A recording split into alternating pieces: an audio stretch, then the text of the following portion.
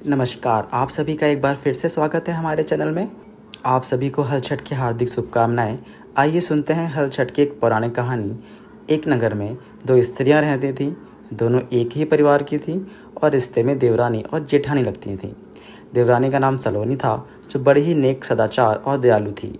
जेठानी का नाम तारा था, वह स्वभाव से बहुत ही दुष्ट थी। एक बार उन दोनों ने हल छठ का व्रत किया। विधिवत पूजन इत्यादि के बाद शाम को दोनों भोजन के लिए थालियां परोसकर ठंडी होने के लिए रखकर बाहर आ बैठी। उस दिन सलोनी ने खीर और तारा ने मिहरी बनाई थी। अचानक दो कुत्ते उनके घर में घुसे और भोजन खाने लगे। अंदर से चप चप की आवाज़ आई तो दोनों अपने अपने कक्ष के भीतर जाकर देखने लगी। सलोनी ने कुत्ते को खीर खाते हुए देखा तो कुछ नहीं बोली और बर्तन में बची हुई बाकी खीर भी उसके आगे डाल दी।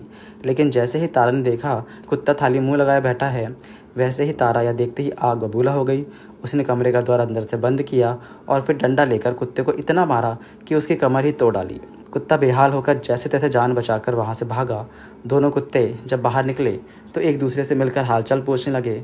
जो कुत्ता सलोनी के यहाँ से आया था वह बोला कि जिस कक्ष में मैं गया था वहाँ की स्त्री तो बहुत ही भली थी।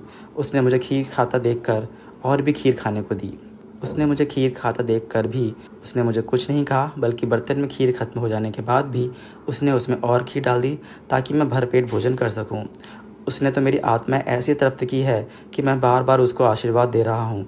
ईश्वर से मेरी यही कामना है कि मरने के बाद मैं उसी का पुत्र बनकर जीवन भर उसकी सेवा करके उसका ऋण चुका सकूं। जिस प्रकार उसने मेरी आत्मा को तृप्त किया है, उसी प्रकार मैं उसकी आत्मा को तृप्त और प्रसन्न करता रहूं। अब तुम बताओ, तुम्हारे साथ क्या बीती? लगता है तुम्हारी तो खूब पिटाई हुई है। दूसरा कुत्ता बड़े ही दुखी स्वर में बोला, तुम्हारा अनुमान बिल्कुल ठीक है भाई। आज से पहले मेरी ऐसी दुर्गति कभी नहीं हुई थी। पहले तो थाली में मुँह मारते ही सारा जबड़ा हिल गया। फिर भी भूख से परेशान होकर मैंने 2-4 कोर सटके ही थे कि वो दुष्ट आ गई और कमरा बंद करके डंडे से मुझे इतना मारा कि मेरी कमर ही तोड़ डाली। तो ईश्वर से मैं यही निवेदन करता हूँ कि अगले जन्म में मैं उसका पुत्र बनकर उससे बदला चुकाऊँ। जैसे उसने मुझे मारा है और मेरी कमर तोड़ी है, वैसे ही भीतरी मार से मैं उसका हृदय और कमर तोड़ डालूँ। बेजुबान की बदुआ बहुत बुरी होती है। दूसरा कुत्ता शीघ्र ही मर गया और मरकर उसने तारा के घर पुत्र के रूप में जन्म लिया। पुत्र रत्न पाकर तारा बहुत खुश हुई। पुत्र को लेकर अपने मन में बड़े बड़े मंसूबे बांध लिए। मगर दूसरे ही दिन जब उसके घर में हर सृष्टि का पूजन हो रहा था, उसका वो लड़का मर गया। तारा की तो जैसे दुनिया ही उजड़ गई। वह दहाड़े मारकर रोने लगी, मगर किया भी क्या जा सकता था। जैसे तैसे उसने अपने सीने पर सब्र का पत्थर रख लिया। फिर तो हर वर्ष उसके यहाँ लड़का होता और हर सृष्टि के दिन मर जाता।